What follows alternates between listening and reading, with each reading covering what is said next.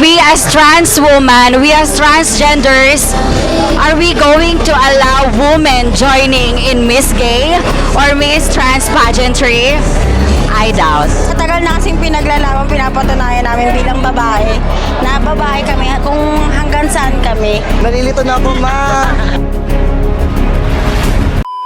May isa pong transgender woman model na sasali po ng Miss Universe Philippines Pampanga. Ito po ba ay okay o approve sa inyo? Oo o hindi? Para sa akin, hindi. Pero hindi porkit hindi ako sumasang-ayon, against na ako. Pero kasi may sarili kasing pageant yung mga katulad ng mga transgender, di ba? I think it's okay. There's no problem with that. It's 2024 and we are entering an era na mas we are accepting all of them. Hindi. For me, may kanya-kanya naman na pageant for transgender and then sa woman. Kasi kahit naman ngayon, pinaglalaban pa rin yung karapatan namin bilang isang babae.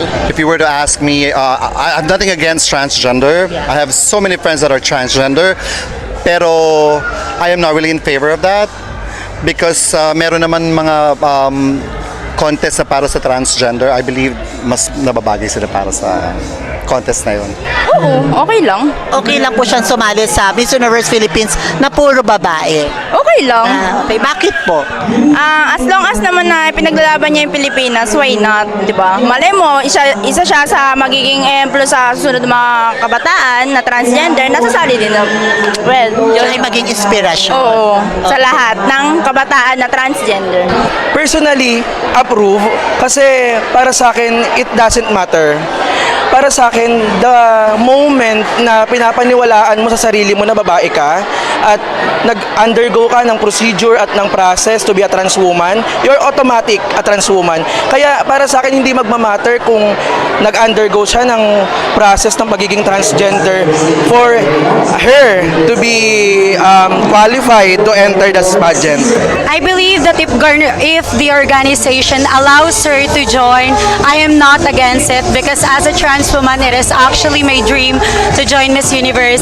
It is just promotes inclusivity and diversity in here in the Philippines, and I don't think any wrong about that. I won't allow. I mean, if it will be permitted by the organization, why not? But in my very own opinion, are we going to allow a biological woman to join in trans pageantry? I doubt. Sang-ayon po ako. Hindi naman para sa all-in babae talaga kasi i-stand mo yung sarili mo as a woman.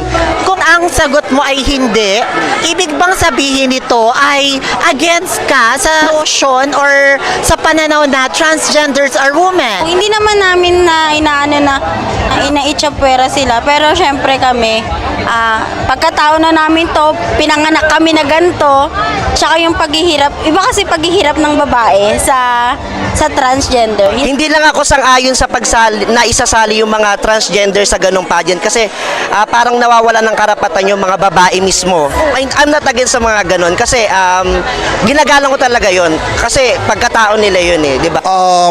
I have so much, like what I said, I have so much respect for transgender women.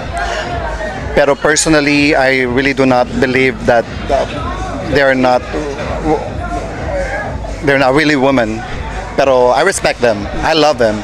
If ever na ang mga trans women ay pwede na sumali sa pambabae, is it okay rin po ba na kunyari may isang biological woman na sasali sa isang Miss Gay or trans pageant like this? It depends dun sa title ng pageant kasi if it's Miss Gay and if she's a born woman, I don't think na it's necessary for them to join the pageant. But if yung title ng pageant is for inclusivity, there's no problem with that.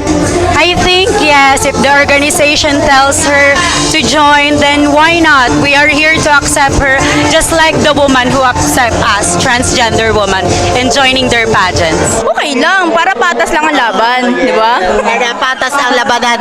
Kung pwede ang trans sa pambabae, pwede rin ang babae sa mga trans. Oo, syempre, ganun lang, para pantay lang. Ganun.